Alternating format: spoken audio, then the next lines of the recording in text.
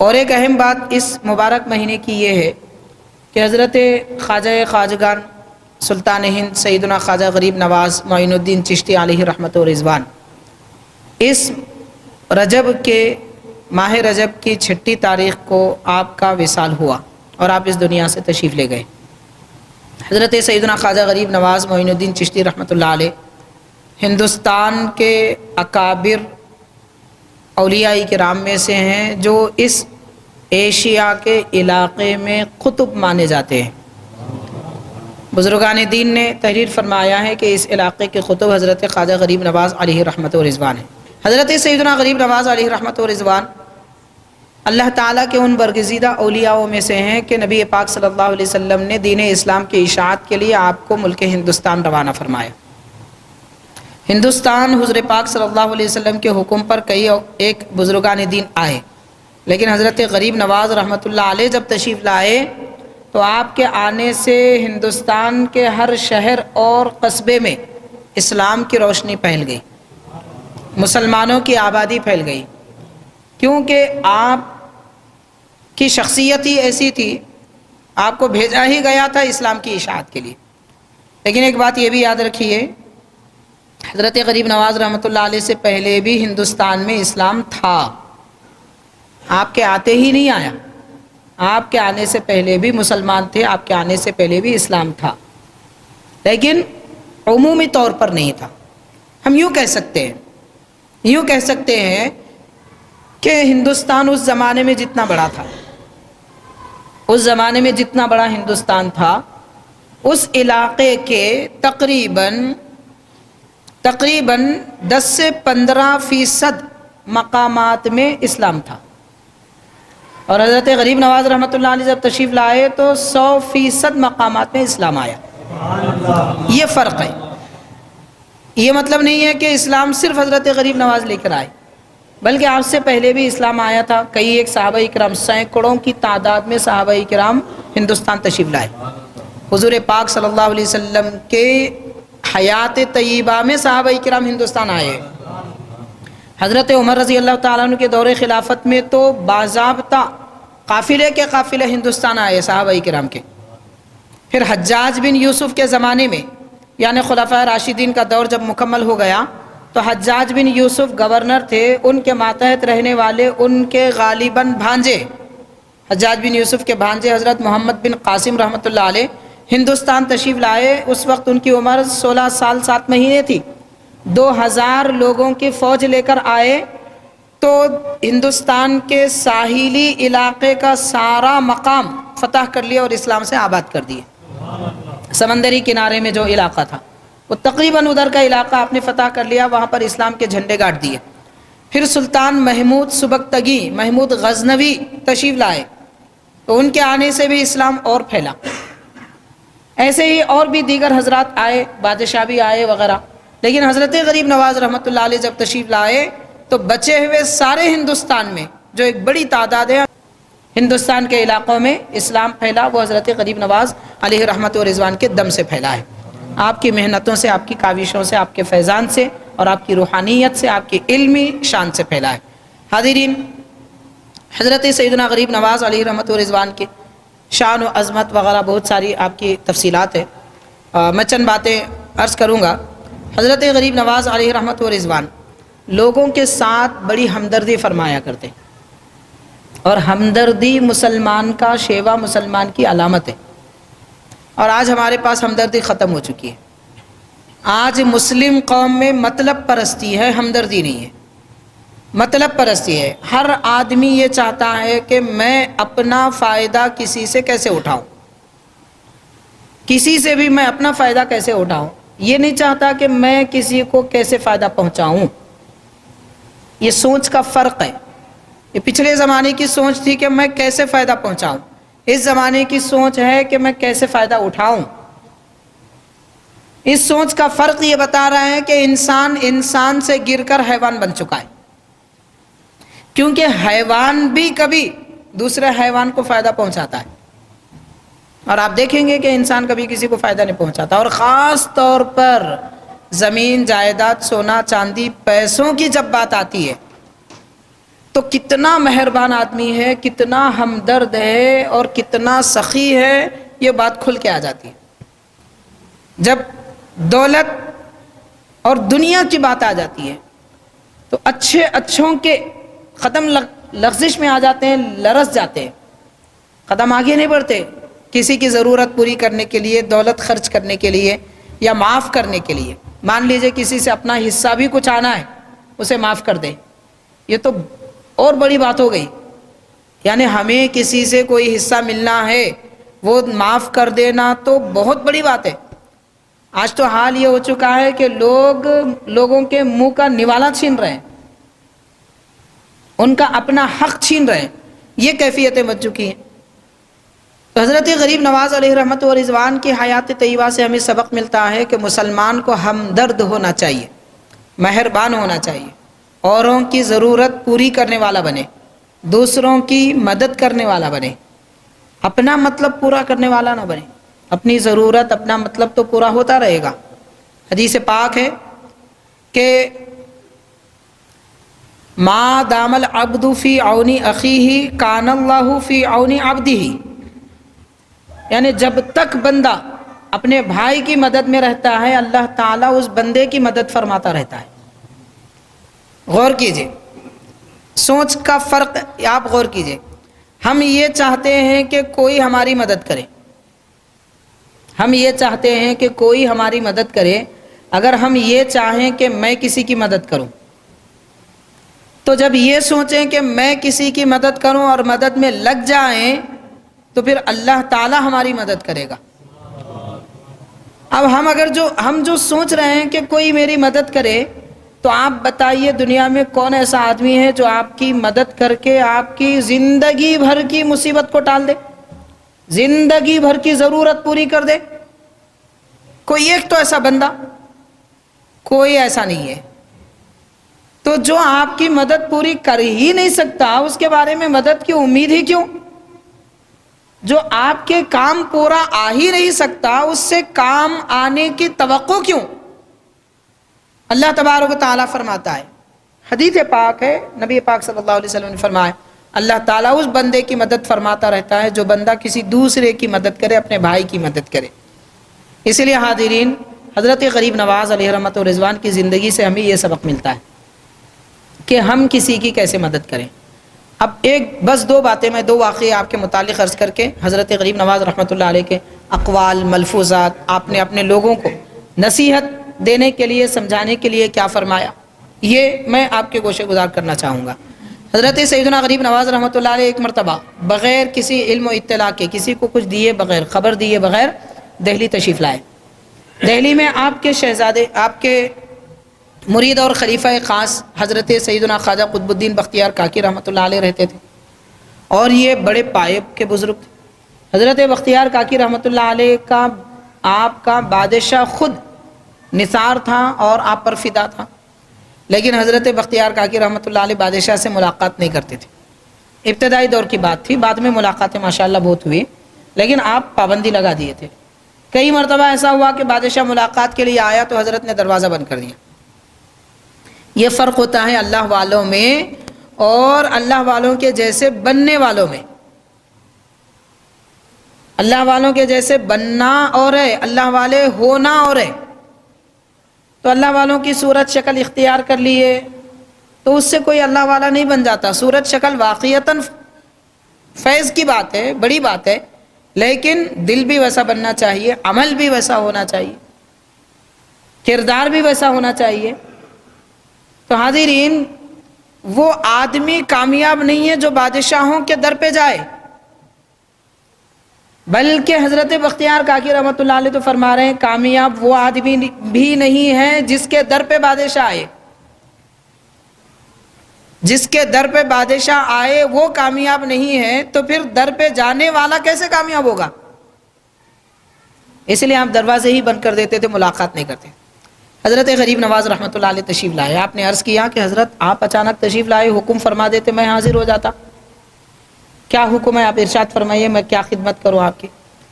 تو حضرت نے فرمایا، بیٹا بختیار،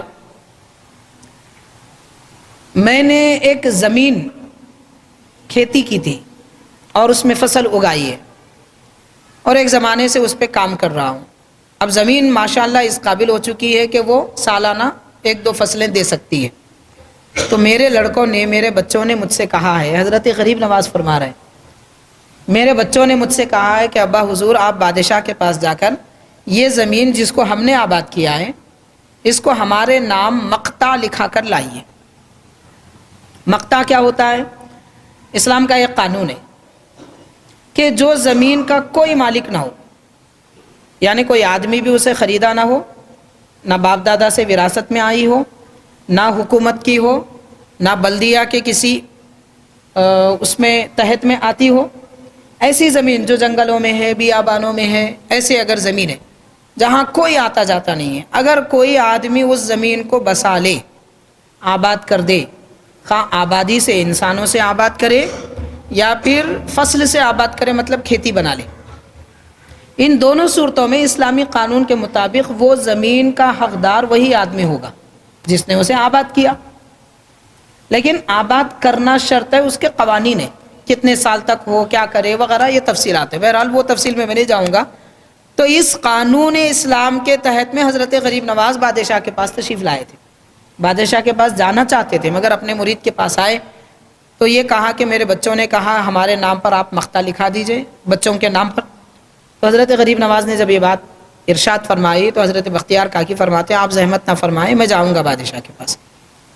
لیکن حضرت غریب نواز رحمۃ اللہ علیہ یہ فرماتے ہیں مجھے معلوم نہیں ہے کہ یہ کام کیسے کیا جائے، اس کام کے کرنے کے لیے میں کہاں جاؤں۔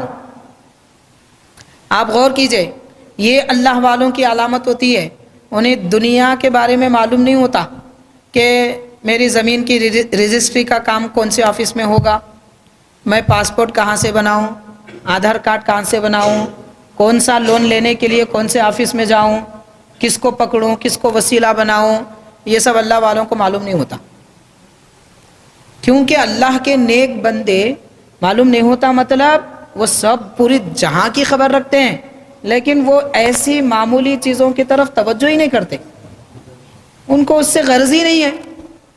یہ صفات ہوتے ہیں اللہ والوں کے۔ ہم اللہ والوں کے نقش قدم پہ چلنا چاہتے ہیں تو اپنے آپ کو ویسا بنانا بھی چاہیے۔ سارے جہاں کی خبر ہے مگر ہم کہہ رہے ہیں ہم بڑے اللہ والے۔ اللہ کے نیک بندوں کو تو عالم روحانیت کی خبر ہوتی ہے، قرب خدا تک پہنچانے والے راستے کی خبر ہوتی ہے، وہ وہاں کے بادشاہ ہوتے ہیں۔ یہ دنیا تو حقیر ہے، اس کو تو وہ ٹھوکر میں رکھتے ہیں، اس کی طرف توجہ نہیں کرتے۔ اسی لیے نبی پاک صلی اللہ علیہ وسلم نے فرمایا اہل الجنت بلہن، پیارے نبی سرکار بھی کیا شان کی بات فرمائے، جو لوگ جنتی ہیں وہ بھولے بھالے ہوتے ہیں۔ مطلب پتا چلا کہ ہوشیار، مطلب پرست، یہ جنتی نہیں ہوتا۔ ہوشیار کا مطلب کیا؟ ہوشیار کا مطلب موقع دیکھ کر لوگوں کو استعمال کرنا، اس کو ہوشیاری کہتے ہیں۔ اپنا بچاؤ کرنے والی ہوشیاری الگ ہے، ایسی ہوشیاری کہ جس سے ہم اپنی ذات، اپنی فکر، اپنے عقیدے اور اپنے دین کی حفاظت کریں، یہ ہوشیاری بہت اچھی ہے۔ لیکن کسی کو یوز کرنے کی ہوشیاری جو ہوتی ہے یہ اللہ والوں میں نہیں ہوتی، وہ بھولے بھالے ہوتے ہیں، وہ استعمال میں آ جاتے ہیں مگر کسی کو استعمال نہیں کرتے۔ یہ فطرت ہونی چاہیے۔ تو غور کیجئے حضرت غریب نواز علیہ رحمت و رضوان کی زندگی سے کیا ہمیں سبق مل رہا ہے۔ بچوں کے کہنے پر، شہزادوں کے کہنے پر دہلی تو آئے، مگر حضرت بختیار کاکی اپنے مرید سے فرماتے ہیں بیٹا یہ کام کے لیے میں کہاں جاؤں، راستہ بتائیے کس طریقے سے کروں۔ حضرت عرض کرتے ہیں آپ تشریف رکھیے میں یہ کام کر دوں گا۔ تو آپ بادشاہ کے پاس گئے، سلطان شمس الدین التمش۔ یہ کون تھے؟ بادشاہ بھی اس زمانے میں ایسے تھے، کیوں؟ اس لیے کہ سلطان شمس الدین التمش وہ بادشاہ تھے ان کی ساری زندگی میں کبھی تہجد کی نماز بھی نہیں چھوٹی تھی۔ اب آپ بتائیے ہم کہاں تک جانتے ہیں کہ کس کی تہجد کتنے سال سے ہو رہی ہے۔ بہرحال حاضرین کرام، ایسے بادشاہ تھے، ویسے نیک بادشاہ کو حضرت بختیار کاکی رحمۃ اللہ علیہ اپنے گھر پہ آنے نہیں دیتے تھے۔ معلوم ہو جاتا بادشاہ آ رہا ہے، دروازہ بند کر لیتے تھے۔ اب پھر دنیا داروں کے پاس آنا جانا کون سی ولایت کی بات ہوگی؟